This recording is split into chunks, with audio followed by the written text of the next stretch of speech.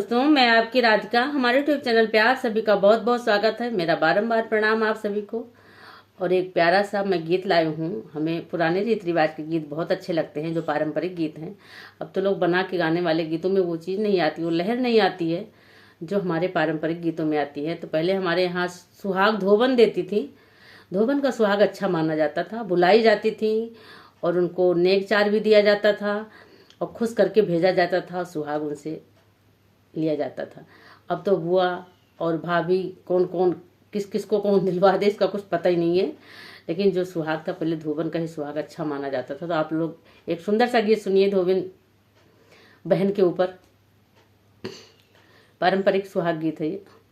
गलिया की गलिया धोबिनिया पुकार यार के लिए अटल सुहाग रे लालनावा यार के लिए अटल सुहाग रे लालनावा।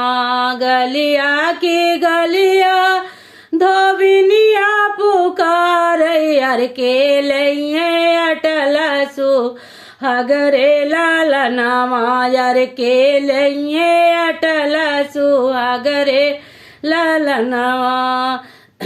भीतरा से निकरी है बियाटी के दादी अरे दो बहिनी मोरे घरे आवो रे लालनावा यारे दो बहिनी मोरे घरे आवो रे लालनावा।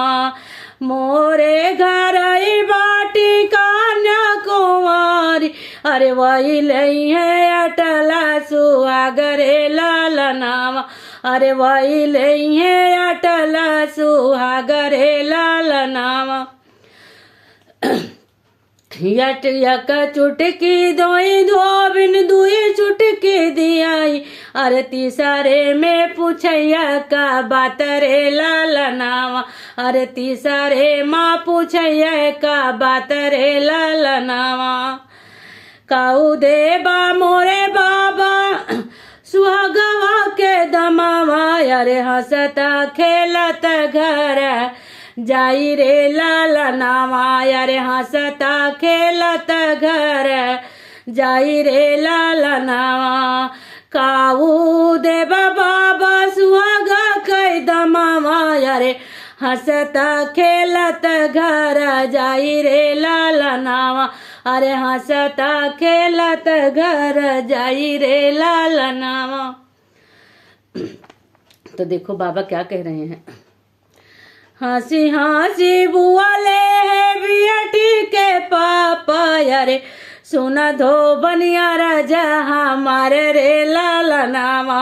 अरे सुना धो बनिया राजा हमारे रे लालनावा।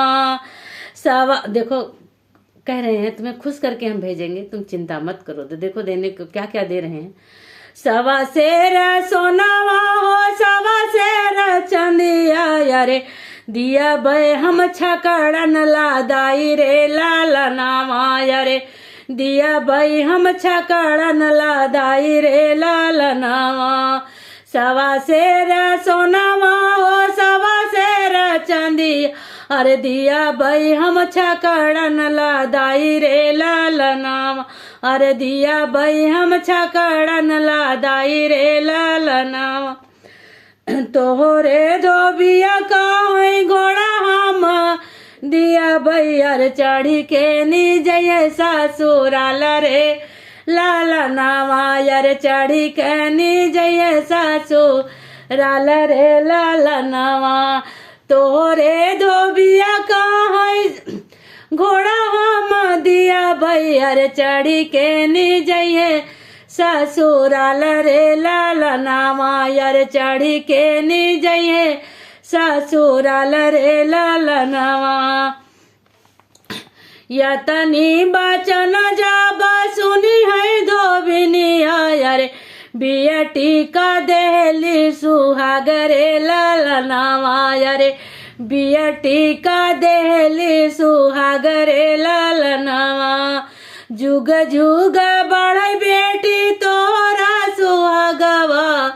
अरे जुग जुग बढ़ई बेटी तोरा सुहागवा। अरे जन्म जन्म तोरा यही बात रे ललनावा यारे जन्म जन्म तोरा आई बात रे ललनावा वही से बढ़े गंगा जमुना जैसे पनिया ये बढ़े अरे वैसे बढ़े तोरा सुहाग रे ललनावा अरे वैसे बढ़े तोरा सुहाग रे ललनावा गलिया की गलिया धोबिनिया पुकार अरे के लइहे अटल सुहाग रे ललनावा अरे के लइहे अटल सुहाग रे ललनावा। तो देखिए धोबन का सुहाग तो अच्छा होता, धोबन भी खुश हो गई, धोबी भी खुश हो गए और बेटी को खूब मुँह भर के सुहाग आशीर्वाद दिया। सुहागन न हे भगवान सबकी बेटियां ऐसे सुहागन बनी रहें और सबके प्रजा पौनी ऐसे खुश होते रहें। मुझे तो बहुत अच्छा लगता है गीत। आप लोग को कैसा लगता है आप लोग जरूर कमेंट बॉक्स में बताइएगा।